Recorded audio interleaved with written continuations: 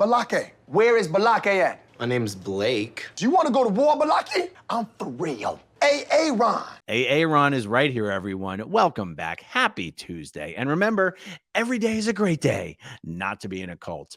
Guys, Mike Rinder did a blog post yesterday that I want to share with you all. And in addition to sharing the blog post, I want to kind of combine it as a request for updated new information from any of you under the radar Scientologists out there, particularly in the Clearwater area.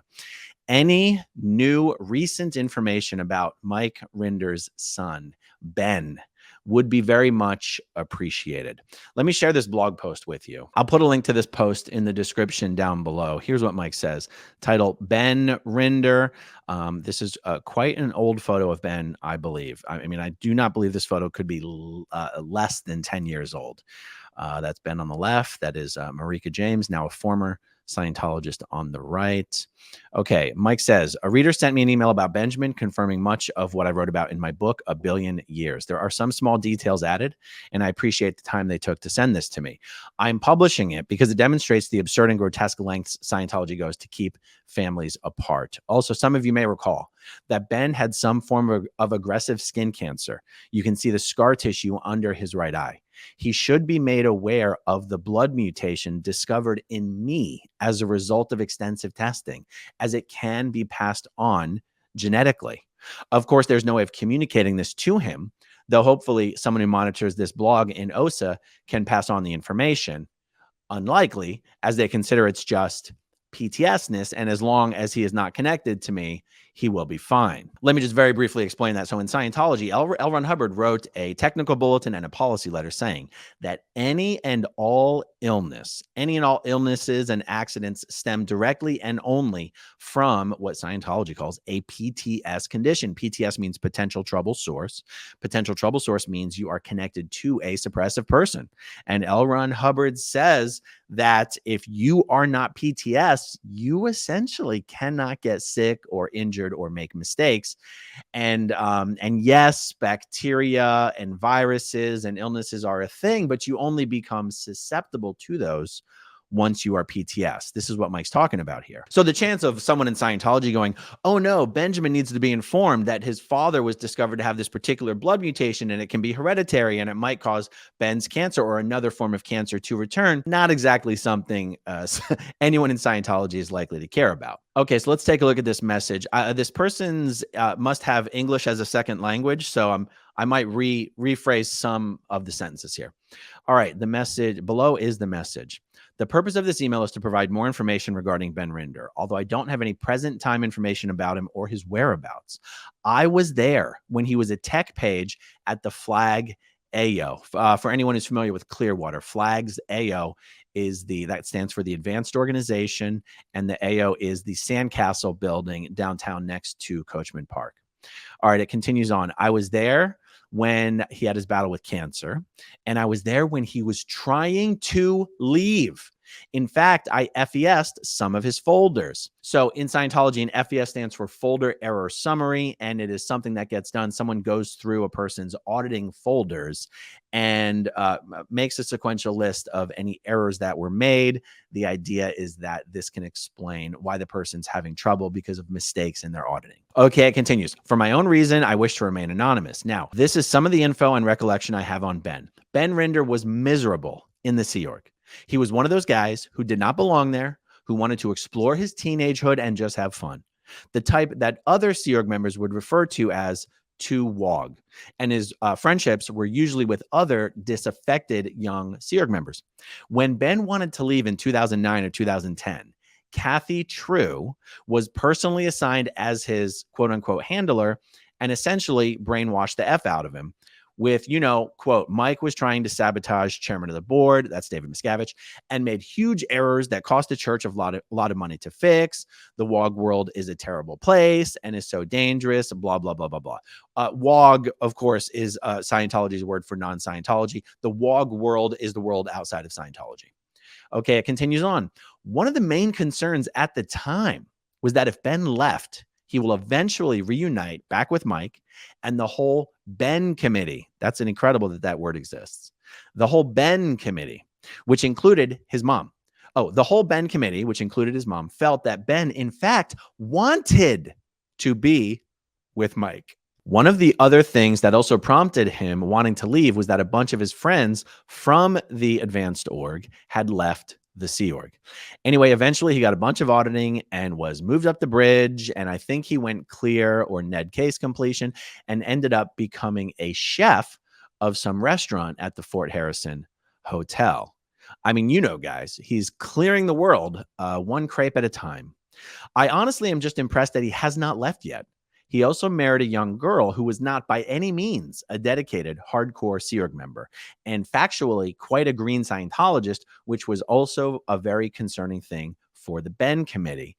But they didn't want to give him any motivators, so they let him marry her. Okay, that sentence is going to sound weird to most people. In Scientology, a motivator is a harmful or destructive act that is done to you as opposed to one that is done by you. One that is done by you is called an overt. One that is done to you is called a motivator, and it's called that because it tends to motivate responding with an overt. So they were like, we don't want Ben to marry this Sea Org member because she's sort of off purpose and disaffected and maybe likely to either pull Ben out of the Sea Org or support Ben in his efforts to leave the Sea Org. But if we don't let them get married, Ben will probably get so angry that he'll want to leave the Sea Org anyway. So let's select whatever we think is the lesser of two evils.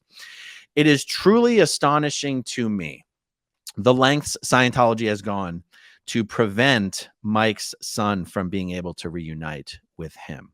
Now, we all know how disgusting and dastardly and self-motivated Scientology is. So to many of you might go, why would this even be a surprise? I'll tell you why.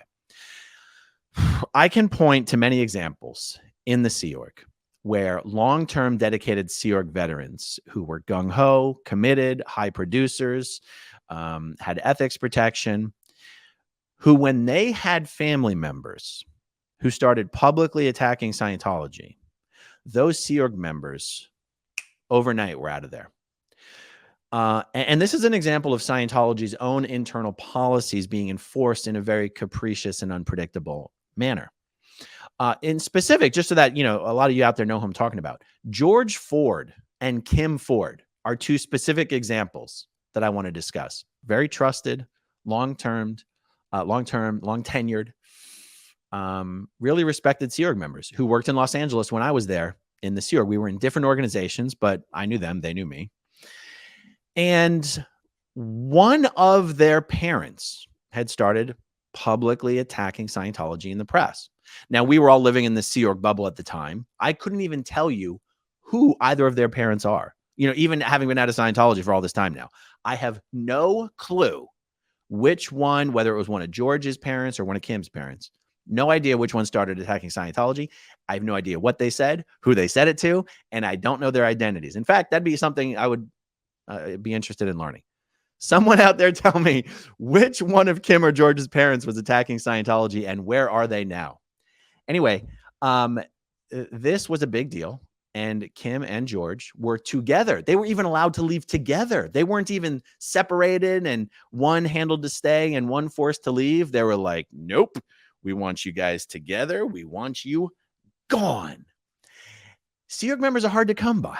Dedicated Sea Org members are hard to come by. And yet, David Miscavige and his Office of Special Affairs and his network of HCOs have demonstrated that they are more interested in protecting Scientology from liability and headache than they are in holding on to Sea Org members. Not in the case of Mike Rinder and Ben Rinder. David Miscavige probably considers it a success every single day he manages to keep his hooks into Ben Rinder and keep him from reuniting with his father. And if that means giving Ben some cushy Sea Org job that has low stress, no interaction with the public, just able to cook, maybe Ben loves cooking, who knows? It's hard to know what you love when you grew up in the Sea Org, but I'll tell you, as a Sea Org member, if you had the opportunity to cook, particularly if you're like a chef in the Hibiscus at the Fort Harrison Hotel, where you're not cooking mass meals for 1,500 people 3 times a day, you're actually doing, high level chef work. That is pretty much the sweetest sweetheart gig you can have in the Sea Org.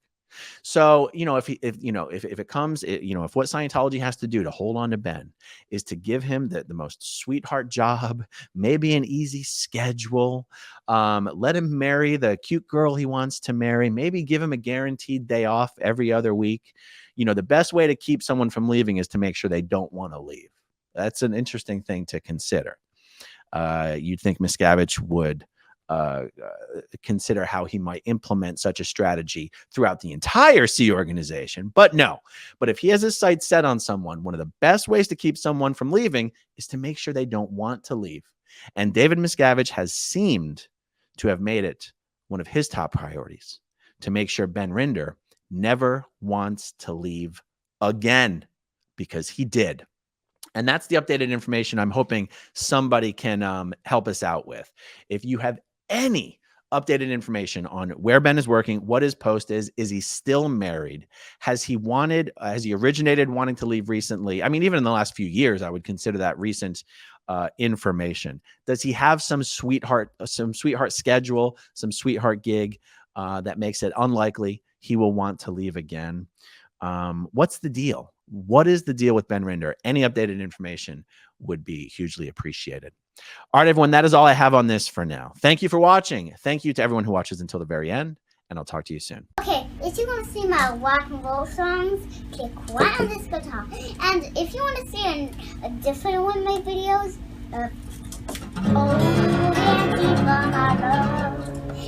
then you could click right inside here. If you have subscribed or not, subscribe right here.